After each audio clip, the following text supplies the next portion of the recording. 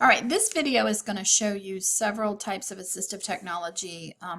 Most of them will be in Word, but I will show you how to add a Google extension to your Google browser so that you can have Immersive Reader on the internet websites, and then I will show you a couple things in Google Docs and also talk about an app called Speechify. So all of that in one, but I recommend to my students mostly to use Microsoft Word because there's so much within there already that you don't have to go and add extensions and things like that or other apps. So that's what we're going to start with. We're going to start with Word and the functions in Word that will help a dyslexic student with reading and writing, composing, and then we'll move on to the internet, how to read on the internet and use Immersive Reader on the internet, and some other functions in Google and the Speechify app. So to start with, we're going to have a Word doc in Immersive Reader. So I'm just going to, first thing I'm going to do is pull up my Word document. I already pulled it up, but everybody knows how to pull up a Word doc. So we'll pull up our Word doc, and then we're going to click on View. And you should see this Immersive Reader here. Click on that. And you'll see a number of different functions or options that you have up here, right? In Immersive Reader, it doesn't change the original document at all. It just puts these words in a reader that it'll read to you, and then you can also change the text to meet the needs of your student. So you can change the column width. So say you have a student that has some visual tracking issues or some anxiety about lots of words on the page. You can change this so that it's very narrow, and then change the line focus to one line, right? Or 3 lines. And then it gets rid of all that extra text on the page, and it really helps them focus. So great for kids with visual tracking issues or anxiety about too many words on a page. You can also change the color of the background. So again, if the white brightness of the white is too much, it hurts their eyes, whatever, you can kind of change it. Or sometimes students will tell me that the contrast definitely helps them focus in on the letters. So you can do that. Again, this is not overlay therapy. That's a myth. But I do think that for some kids, changing the background does help, just with that visual tracking and less brightness on the eye. Another thing that it can do, let me go back to just the regular reset. Another thing that it can do is syllables. It'll break the words into syllables. So maybe a student is reading it on their own. They're not having it read to them by the Immersive Reader, but they're reading it on their own, and they need some work or help with syllabication. You can click on the syllables, and it'll divide it into syllables, and that will help them. And then this last tool here is the read aloud, where it'll actually read it aloud. You want to make sure that you have your cursor wherever it is that you want to start this read. So if you wanted to start at the beginning, you would move your cursor here, and of course, if you've already read to a certain point, then you want to move your cursor wherever you want to start. So I'm going to just leave it at the top, and then we're going to click read aloud. A single shard. And you can see that it immediately starts, but I want to talk about these tools over here. So this is the back and forth. So if it's a multi-page document, or you need to go back, you would go to the previous, and then if next, this is the play pause right here in the middle. And then if you click here, you can change the reading speed, make it slower. So pull it back, it makes it slower, and then push it forward, it makes it faster. And then of course the different voice selections you have here, female or male. So if you'd rather hear male voice over female, you can change that there. Okay, so I'll let that read for just a minute. So let's go ahead and put the line focus back on so that you can see how it will move with it. Okay, so you don't have to do anything as the reader. The line focus will move as the document is read. By Linda Sue Park. Have you ever been in a situation where you had to keep trying even though it was really hard? A single shard is a story about a boy who takes a dangerous trip and doesn't give up. Okay, so you can see there how it moves up. You don't have to do anything. You just sit there and watch the screen. Okay, So that's Immersive Reader, a number of different functions you could use for having it read aloud, or just, like I said, visual tracking. If students are having trouble with that, you can use this to kind of pull that text that you want them to focus on out and make the others the other letters go into the background, right? Okay, and then when you close Immersive Reader, it goes back to its regular document. It's not changed in any way, all right? Okay, so this is in a Word document. So what do you do when you have a PDF? Well, Word will you can still use Immersive Reader in Word, even if it's a PDF form, okay? So my recommendation for that is, okay, so for example, let me give you an example. So say a student comes home with a page that they have to read and answer some questions, okay? And there's no electronic version of that file. What you can do is take a picture of that with your phone. I use my iPhone, the Notes app in my iPhone. It's preloaded on all iPhones. You take a picture and say scan document instead of, picture. It'll give you a choice. You can do I want to scan this? Do I want to take a picture of it? Whatever. And so you scan a document. It'll automatically put it in a PDF that you can email straight from your phone and then download onto your computer. I know that's a lot of steps. Okay.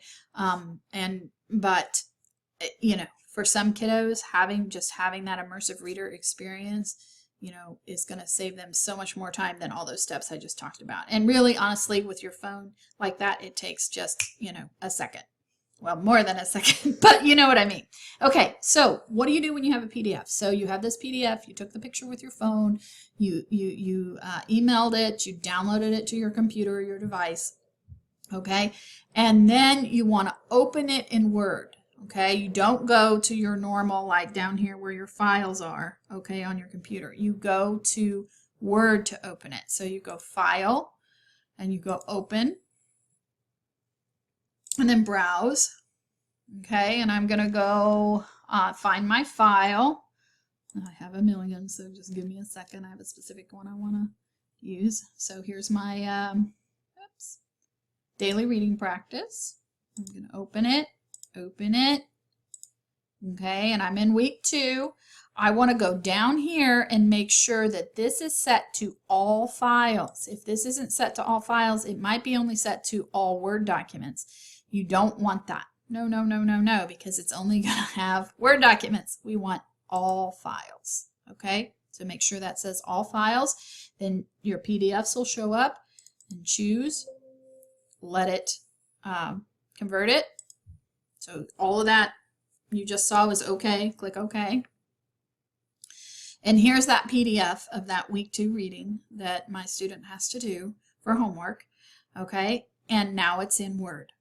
And now I can just go to View, and I can go to Immersive Reader. And same functionality that you saw with the Word document, okay? And again, I'll click Read Now. Week 2. Title. Do you shake and shiver when you step out of a warm shower into a cool room? Okay, so you can see same tools, all the same tools. This is just a PDF, but you have to open it in Word, and you have to make sure that that setting is set to all files. And again, close Immersive Reader. It's going to put it back in that Word doc. Easy peasy. Okay. Now, the next thing I'm going to show you is how to use Immersive Reader. Oh, let's do this. Since I'm still in Word, let's talk about dictation. So this is a book report that my student dictated using Word. Okay, did not type it, dictated it using Word. So what we did is we just opened a blank Word document, and then we click on this dictate right here. It's in the home, right? You're in home, and then you click on dictate, and then you speak. And whatever you speak is what it types. So this might take some practice with your student. One of the things that I do is I say, okay, let's get our sentence in our mind. What sentence do you want to say? And think about it. And then we click dictate, and it will immediately start typing. So for example, this is what happens a lot of times to my students, right? They click dictate, and they're like, okay, so let's see, what do I say? And then we get all of that. As you can see, it's typing everything that I'm saying, right? And then we have a problem. So this little microphone right here is the key. And as soon as you click on dictate, I have my students go ahead and click the microphone. And I'll show you again. Have them click it so that it doesn't start before they want it to. So we go dictate, and then the mic is off. Okay, and then once we've got our sentence in our head, we can click the mic and start talking, right? This book was a great adventure book. And then, oh, hi, Preston, how are you, right? So that happens a lot too. Students will, get distracted or whatever. They'll have their sentence and then maybe if they're working in a classroom, they'll talk to somebody next to them and it'll pick it up. So I have them, once they're done, composing all of this, I have them go back, put their cursor at the beginning of where they started, okay, and then go to review, and they can click on read aloud, right? And it's going to read that aloud to them, and then they can kind of check and see, is that what I meant to say? So this is kind of a way for them to proofread if they, without actually reading the words themselves, right? Like to listen to it and proofread that way. So we'll click read aloud. This book was a great adventure book. And then, oh, hi, Preston, how are you, right? And then the student's like, oh, I have a mistake there. So I tell them, go ahead, listen to it again, see where the mistake starts. Right. Oh.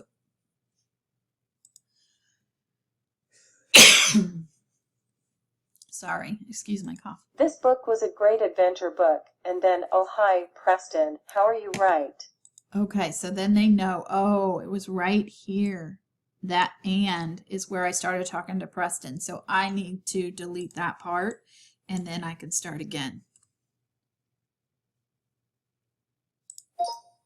I would recommend this book to all of my friends. And then make sure, sorry, I'm so sorry, I have a cough. Make sure that you have to speak the punctuation marks too. All right, so in this case, we would have to go back here and say, let me do that again so I can give you a better example. You want to speak the punctuation that you want to add in there. I think this book is a great adventure book, period. Do you?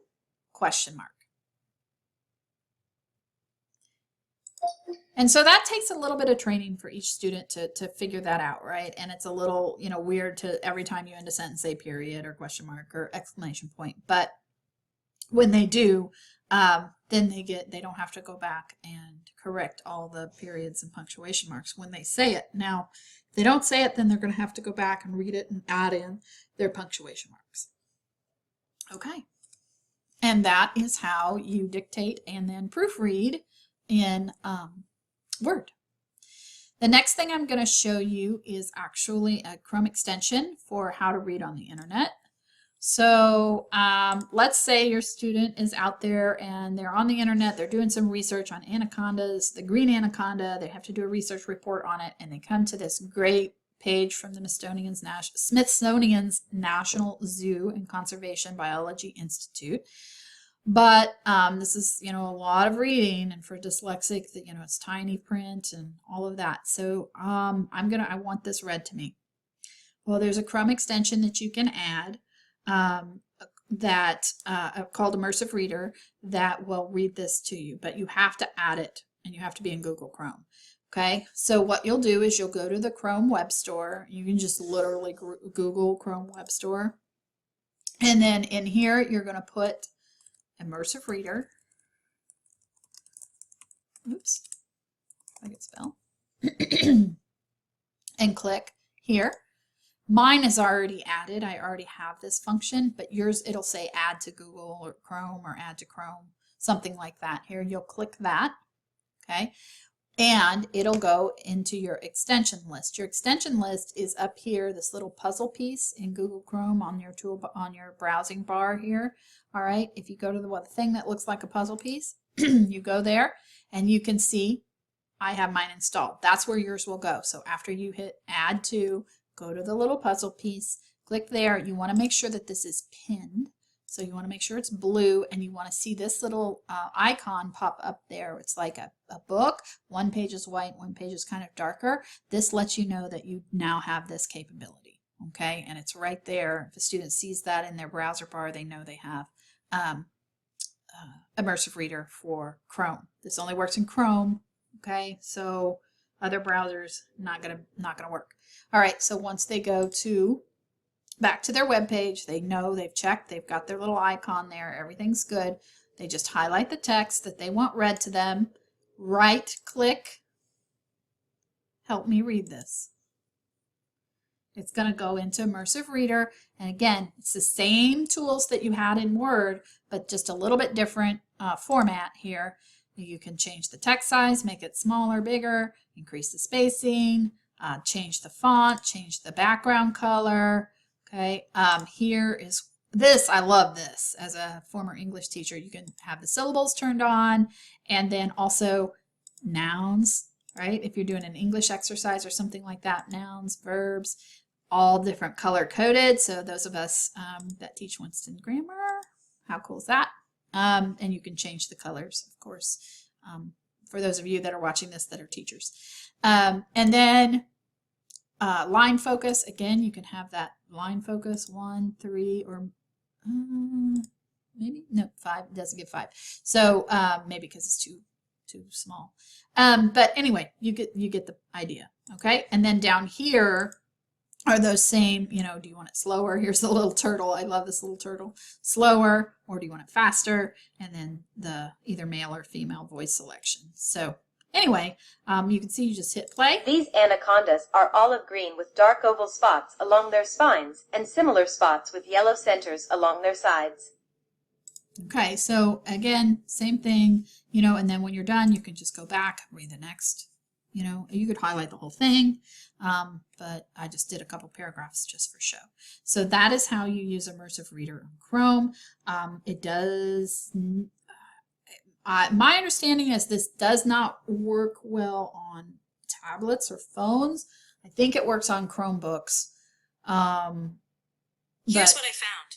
Anyway, you know, just again, I always recommend to my students, you know, the closer you have to a laptop, probably the better, because it just has more functionality usually, and you don't have to worry about, is this going to work with my phone or my iPad or whatever.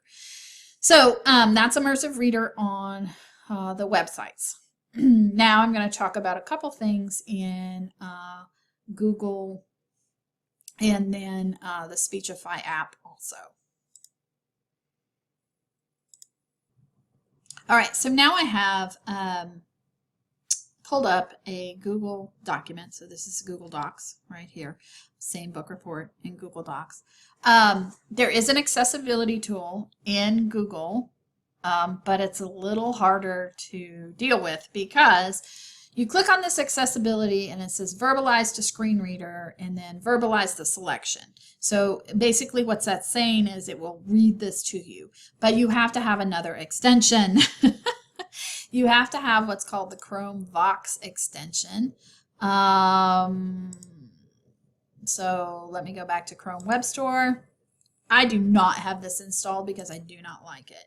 And I'll tell you why, but you guys are all, you know, whatever works for you. If your school uses Google all the time, then, you know, maybe that's the route you need to go.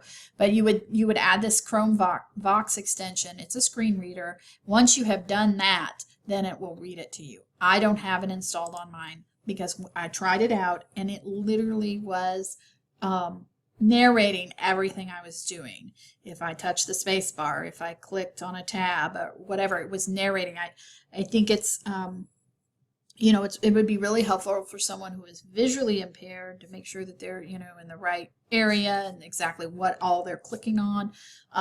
But it was hard for me to turn on and off. Maybe that was just me. Okay, maybe that was just me and I just didn't understand it well enough. But I really felt like it'd be frustrating for my students because it was frustrating for me. So I felt that I always feel that Microsoft just has a better like functionality all within one system, and you don't have to add a bunch of extensions that you have to turn on and off. So, and you can see from the reviews, if you read some of the reviews or look at them, you know, it's not the greatest. Okay. But I will tell you that I believe, that the dictation in Google is better and easier for kids to use. So if you want to dictate or add to, you know, your book report, in this case, we would go to Tools and then, voice typing, and you click there. And the thing I like about this is the microphone doesn't come on immediately, which is nice. It doesn't start, you know, recording everything you're saying before you're ready. So kids can think about what sentence they want to write and then click. I really like this book because it was an adventure. Period. And then click the mic off, right? And again, saying the punctuation marks, will add those in, and then they don't have to go back and try to find the end of their sentence and proofread it and all that.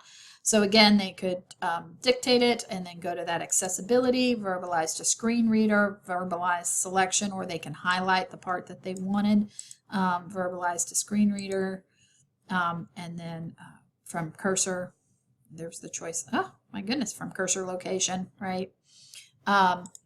So again, you'd have to have that extension in there. It won't work for me because I don't have that extension to read it. But if you add that extension, it would read it for you.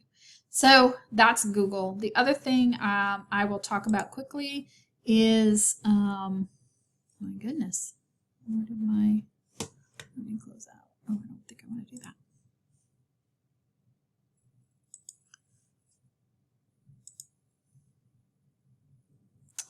The other thing that I will mention is this Speechify app. It's called Speechify. Up here in the corner you can see it.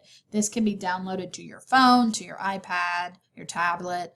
I just have it up on my computer, but I do have it on my phone. It is really, again, if you had that PDF, the teacher gave an assignment, you only have the hard copy. You take a picture of it on your phone, and you have it saved on your phone, and then you upload it to this app, or you can just take a picture of it with the app, I think. Pretty sure, yeah. So there's a paid version and a free version. The free version did really well reading from a PDF, but when I took a picture of a book, it was a little iffy. There was some missing words and things like that because of the crease of the book. So kids would have to make sure that they get a really good, clear, flat picture to have it read to them really well from a book. But the PDFs that I had uploaded from my, I had my Google Drive on my phone, and I just uploaded a PDF, and it read it really, really nicely. Now, the free version only has the computer robotic voice reading. It does not have the other functionality of all the other immersive readers that I could tell on the free version. If you purchase the paid version or the paid subscription, then I think you get some more of that functionality. But for my students, what I tell them is, look, you're going to be working in either Word or Google Docs forever, right? As all throughout your academic career. So let's go ahead and learn Immersive Reader and the dictation in those programs. And then this, I would think, would be good to have just as a thing on your phone, maybe, or if you're out and about and you don't have your laptop, this would be good as a good backup. But I don't know that I would pay for the full version of it, especially if I had access to all of Word and or the Google. If you're a Google school, if your kid is in a Google school, then you can certainly utilize the accessibility there. So, all right, that's all I have. I hope this helps your student with having some more assistive technology in the classroom and making homework and things like that a little bit easier.